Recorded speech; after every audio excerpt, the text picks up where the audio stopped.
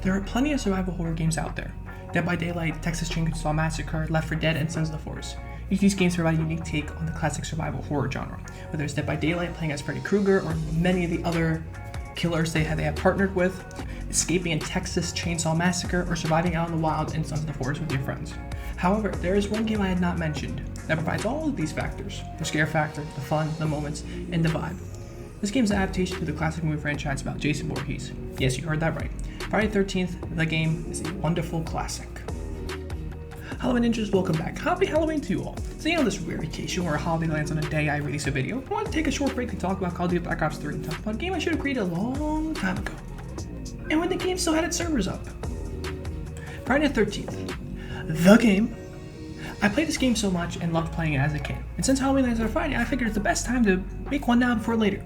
This is no comparison video. This is a video talking about the fantastic that was this game. In this video, I'll explain the goal of the game, the 2 playable roles, the counselors, Jason Voorhees, and the maps and what they each offer to provide the replayability. We'll also go a little bit deep dive into the stats and statistics about what's better, like counselors and such. There's a little bit about it.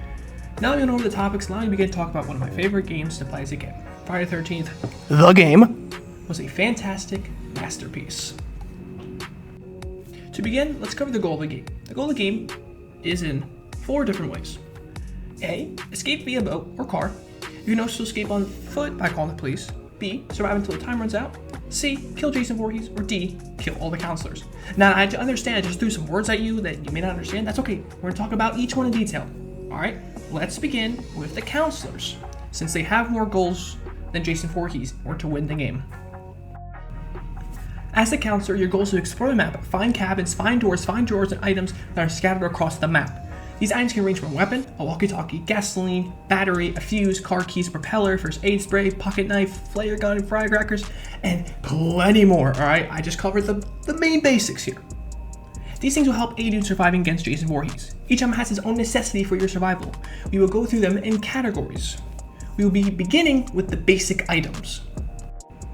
The walkie-talkie and the map. The walkie-talkie, when obtained, allows you to talk to nearby counselors in the vicinity. They also must have walkie-talkies in order to talk to them. Think of it as proximity chat.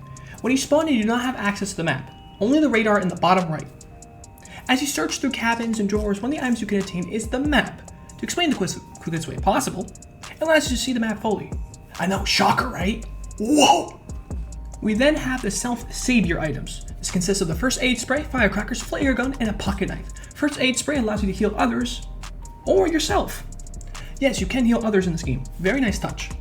The firecrackers, pocket knife, and flare gun act as a distraction tool towards Jason Voorhees. If you get choked by Jason Voorhees, you can use each of these items to stun Jason. This will then stun him for a few seconds, which will then provide an escape for you. Though he is faster, so you better run, run, run! Flare gun is the same thing as firecrackers, just that you need to shoot it like a weapon. Which, speaking of weapons, the weapons in this game allow for you to stun Jason to give you a getaway plan. Some of them may take multiple hits in order to stun him. People never really hold these ones, like the wrench, the pipe, the branch. Yes, the branch you can actually hold. The ones that you need to know that are actually important are the axe, the bat, and the shotgun. Tommy Jarvis also holds the shotgun. We'll come back to Tommy Jarvis later.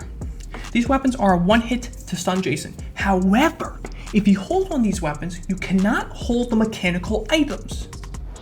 Now, I understand they're not called mechanical items, but I'm going to call them that. Alright, leave me alone. Okay, I get it. They're not really called mechanical items, but they kind of are because you use them to fix up the cars. These items consist of the gasoline tank, the car keys, the battery, the propeller, the fuse, the radio. Each of these items can help you escape in various ways. The battery helps power up the cars, the 2-seater and the 4-seater car. The gasoline tank can help fuel up the cars and the boat. The propeller helps out the boat with the engine, and these things are needed if you want to escape. Now, I want to note you do not need the police in order to escape with the car or the boat. You could just power it up with the battery, fuel it up with the gas tank, and then start the car and go with the car keys. The other way you can escape is by calling the police. To do this, you need the fuse, then fix the fuse box once you obtain the fuse item, and once you do that, you can then call the police and Tommy Jarvis if you'd like to. Tommy Jarvis helps out a ton since she has a shotgun and other items that can help keep the counselors alive and give them a chance to escape. If you really think about it, Tommy Jarvis is kind of there to just save the counselors and not really himself. In the game, if you die as a counselor, you can wait it out until someone calls in Tommy Jarvis. Then it will have a random number generator of selecting a person who has already died to be given a second life to become Tommy Jarvis. And like I said, your goal, just defend off Jason Voorhees so that way the other survivors can win. When the police arrive, you can just leave without needing the car, without needing the boat or anything like that. And of course the other option is survive the time limit, but that's rare. That will rarely happen. I believe the time limit is 8 minutes. I could be wrong though. Someone tell me in the comments if I'm right or wrong with that. The last route you can do is by killing Jason. Now this is an extremely rare scenario. This is a rare case where you need to find Jason's home, you need to take the sweater, you then need the shotgun to take off his mask and then beat him the fuck up.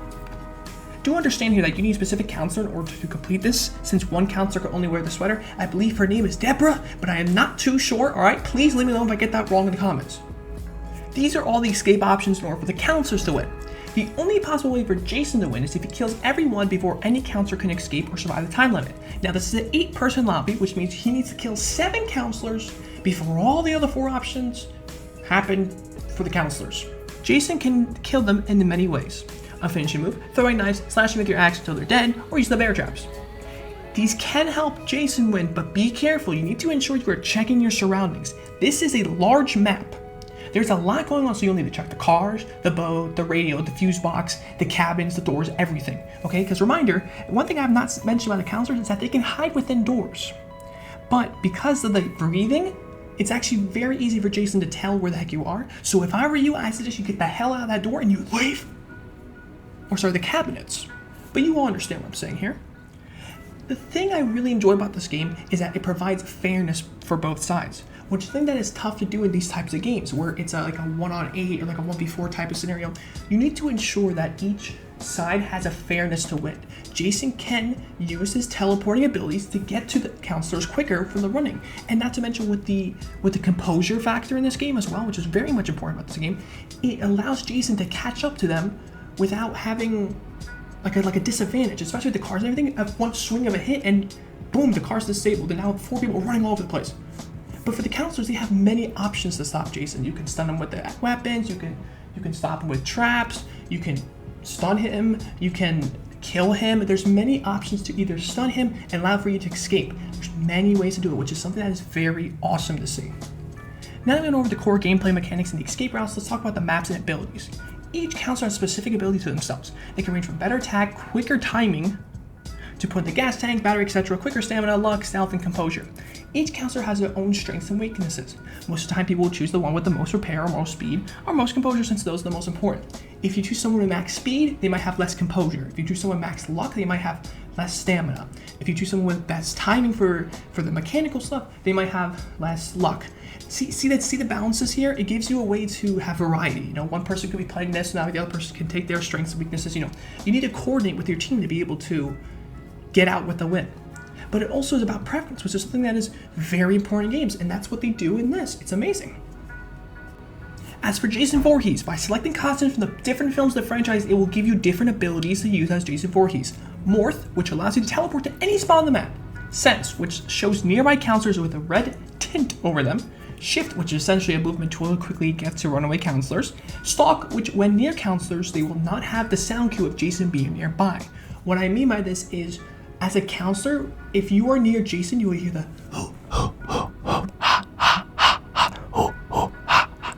you will hear that essentially, which means Jason is close. And then it will get louder and louder and louder as Jason Voorhees gets closer and closer to you. So with the stalk being active, that will not trigger, which means you can catch him by surprise. Rage being the ultimate ability, which allows for the other 2 abilities to recharge faster and being 15 minutes long. And obviously throwing knives as mentioned before, and same thing with the traps. You only get a limited amount, so use them cautiously. Now I went over the abilities, the roles, the goals. Let's talk about the final few minute details that help shape. I said minute. I want to keep this in. Let's talk about the final few minute details that help shape this game. The replayability value, the maps, and its variety. And the sound cues that help create the scareness factor.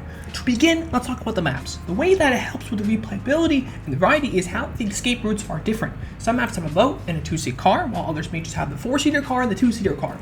It's not just that It's also the exploration. Some have a huge house, the campsite, while others have more cabins, and each map gives new ways to play the game and not make it feel like it's the same thing over and over again. Instead, it's a fresh new coat of paint that gives new variety to the game where it's not the same goals. And it's important to make sure it does not feel the same over and over again. And this game does that. New locations, ways to escape, and even having plenty more areas to escape, and more areas to explore than the other maps. And not to mention, if you die early, that's okay. You have a chance to be revived with Tommy Jarvis. So no big deal.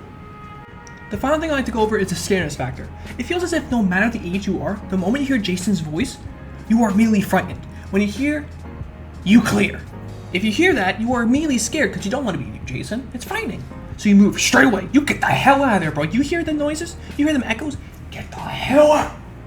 It is normal to see people just escape without waiting for other counselors. There's been many times where I'll go to the car and they'll just say, nah, see ya, bro. They want to win, not die. It makes sense.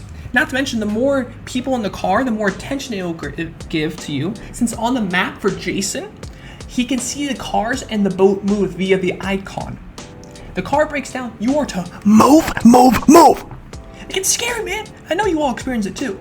And the sound cues are important to create the horror and the scare factor. And by Jason Voorhees' abilities, that I mentioned from before, the sound cues and the fear factor that provides that. And like I said before, when you hear you clear, that's how it makes this game so much fun and so scary.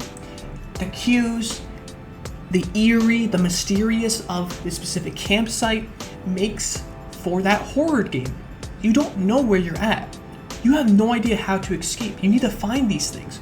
And there's someone who's on the loose trying to kill you. And once you hear the eerie noises of the you start to get scared because you know it's coming. You know it's about to be here. And you're trying to escape. He holds you with a chokehold. You're going to spam the button every A and B every single time to try and survive. And you thankfully could or could not. But that's how they make this game so much fun. Because of the sound cues, the scare factor, the ambience noises, all of that creates this wonderful game. Overall, the time that this game that was released and playable, it creates some funny, fear, and awesome moments to play as the killer himself, Jason Voorhees, or communicate with others en route to escape and get the necessities in order to win. With the variety of being able to escape through the police, through Tommy Jarvis, killing Jason, the cars, the boats, the abilities give more leadway into being unique, such as the stats for more stamina, more luck, more composure, but less of another, the stalk, the morph, the teleportation. There's plenty of options to explore this immersive open world horror survival game about Friday the 13th franchise. And this game was truly a horror masterpiece. Thank you all for watching. Hope you enjoyed the video. Next week we return to Call of Duty Black Ops 3. With the multiplayer review on the game. And as always, make sure you like, subscribe, share this video to your friends, and subscribe to me and enjoy my videos. Thank you again for watching. This is Ninja signing out. Peace!